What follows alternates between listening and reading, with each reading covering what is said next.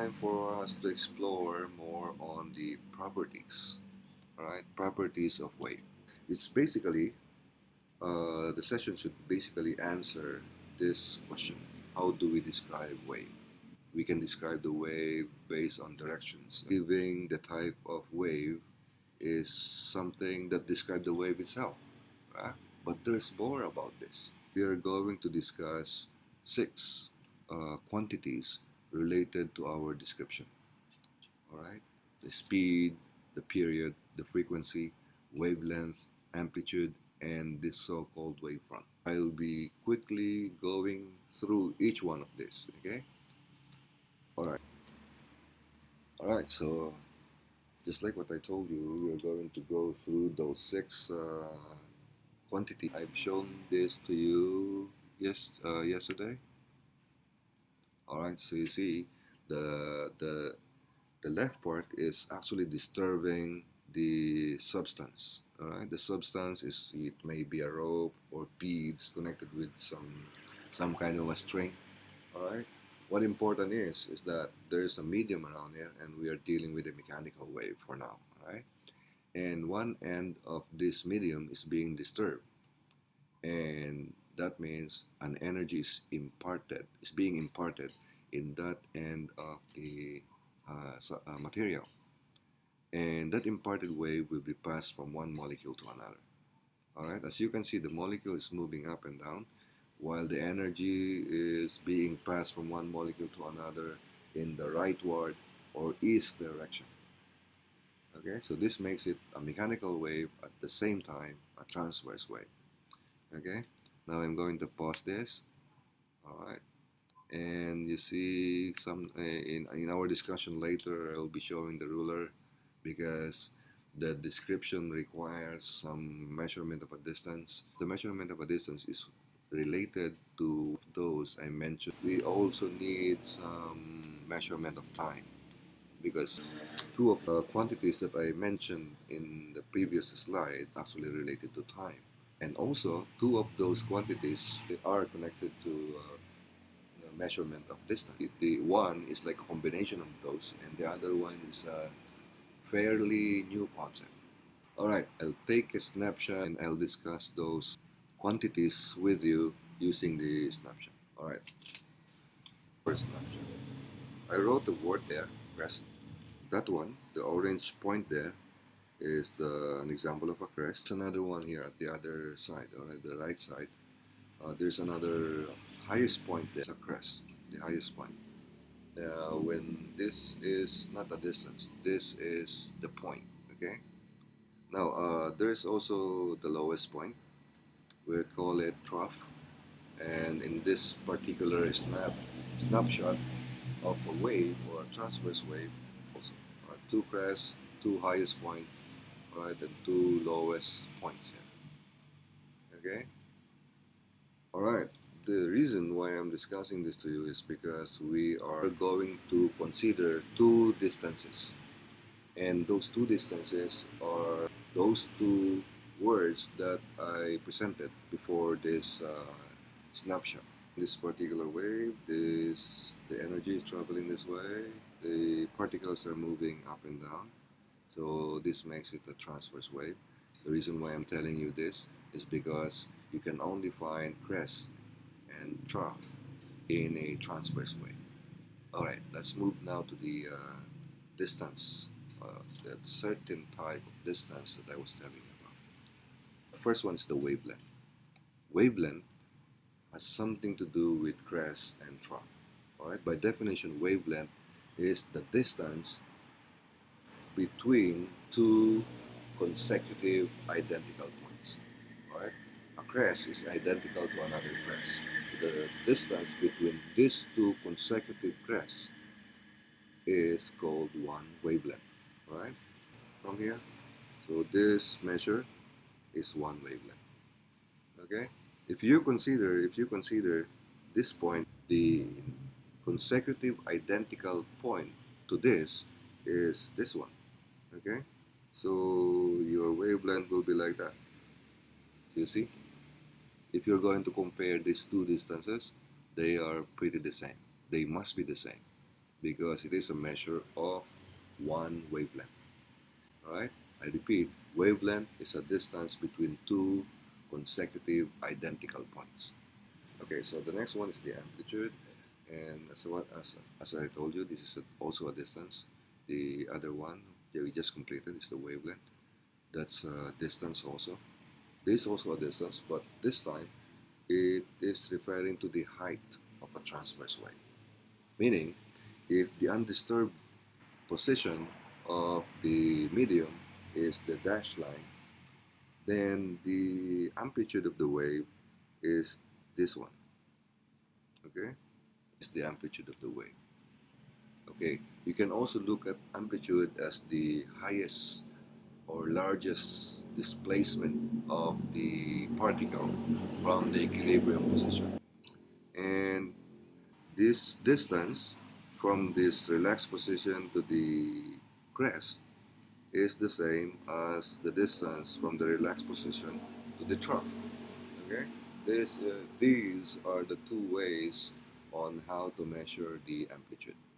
Okay, start from the relaxed position and extend the line to the crest or trough, and then the distance between those 2 points is gonna be the amplitude.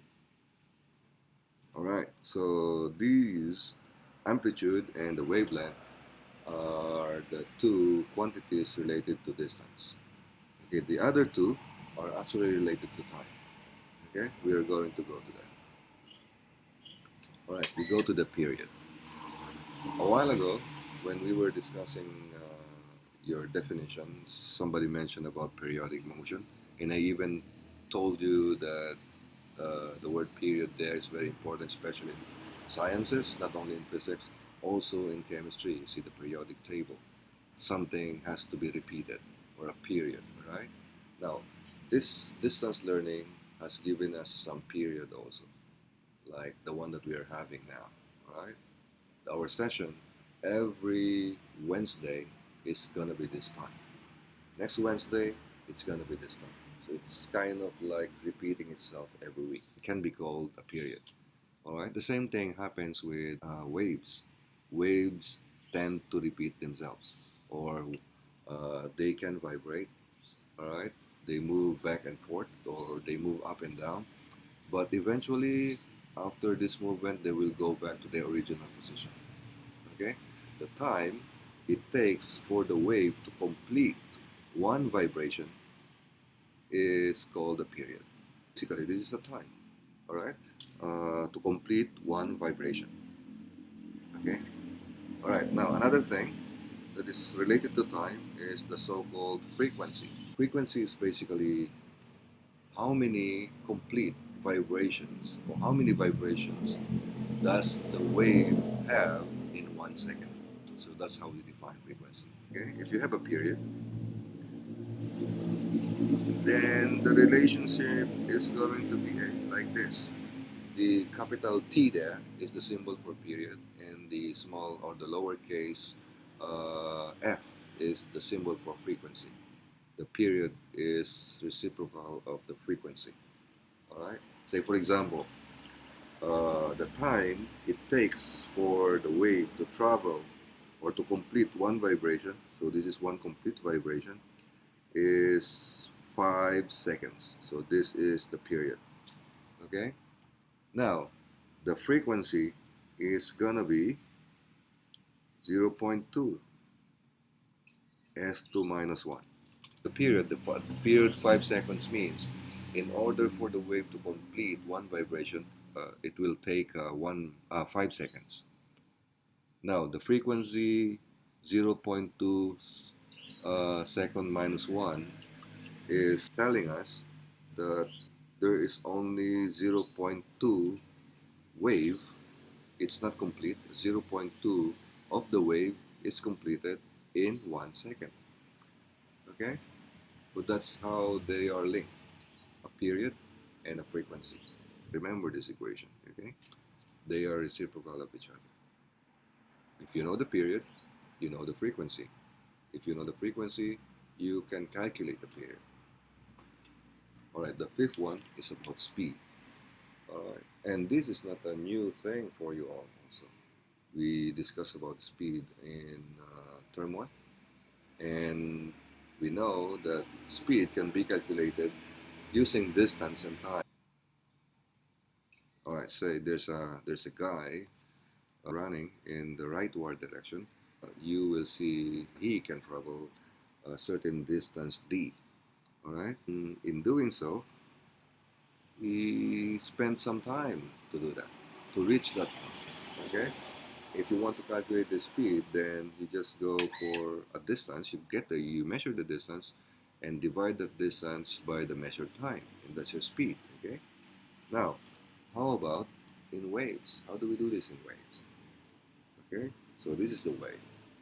As you can see in this wave, this point, okay, and this point, and it's about to go up again. It's about to go up again, and do the same cycle. Meaning to say, this is actually complete wave, all right? Now, we define period as the time it takes for the wave to complete one vibration. So basically the time from here to here is one period, okay? And now, here's another thing for you. As you can see, this is a point, and this point, these 2 points are consecutive and they are identical. So meaning to say that the distance from here to there is one wavelength. But it's a Greek symbol that we use to represent wavelength. Okay, so the distance here is basically a wavelength, and the time is basically the period. Okay, so this is how you calculate wave speed, distance over time. And because the distance that we have there, we usually have for wave is the wavelength, then we use that distance for the original speed equation, and then the time that we're going to use is the period. So this is the wave speed. A while ago, we learned that a period is equal to the reciprocal of the frequency. Another way of saying this, we just reverse this one. Frequency is equal to the reciprocal of the period. Alright? Must be true as well. Alright? Now, knowing this, we can say that speed of a wave can also be calculated using this formula. Alright? And these formulas are actually equivalent. You can calculate speed by dividing the wavelength by the period, or if the frequency is given, you multiply the wavelength by the frequency. This is the last one. What is this wavefront? The orange horizontal line there is the undisturbed wave. When it is disturbed, you will be seeing it will be vibrating like that, and the energy goes from left to right. Okay? Usually, in physics, if you have a wave like this, it will just be represented by an arrow or a ray. Okay? Or a ray. Drawing that, the wave will just be drawn using a ray or an arrow. Okay, now, how is this related to the wavefront? Okay, I'll just be copying the wave. Okay, right, this is a side view of the wave. What if you are seeing it from, not from the side, but something like the top part, or like you are inclined a bit, all right? They call, you're doing it like in isometric view, 3D, okay? So how do you see the wave? It's gonna be like this, okay?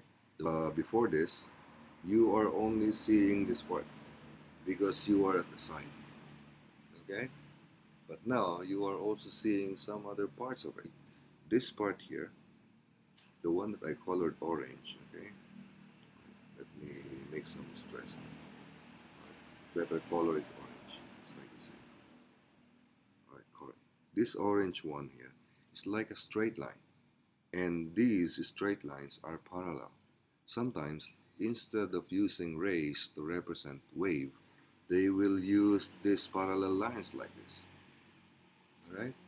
And these kids are the so-called wave fronts. That ends my lecture for today, and you'll be answering some questions later. And then after you answer the questions, I'll be going online to address some of your questions, or maybe some discussions about your responses to the questions. Okay? All right.